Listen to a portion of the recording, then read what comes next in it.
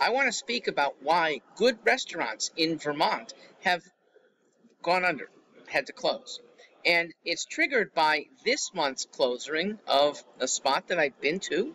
This is in Putney, the Gleanery, and had hoped to visit next month, but won't be able to. The Gleanery has had to shut its doors.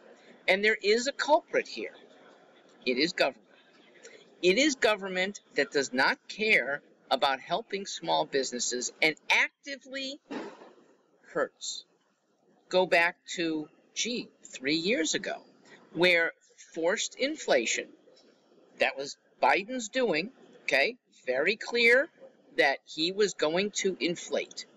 That was in part because of higher gas prices that his restrictions on drilling and pipeline production was going to do. That was in part because of his policies of paying people who don't want to work and therefore lifting the costs for those who are working.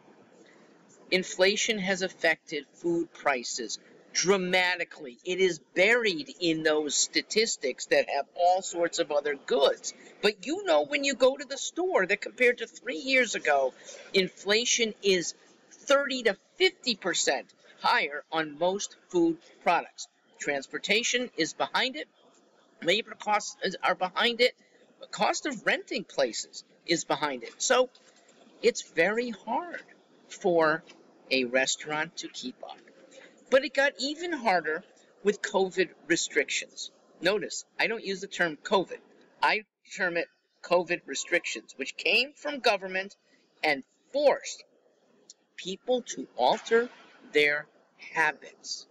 So even though we're mostly back, people who have decided, why do I need a restaurant? I will do something on my own.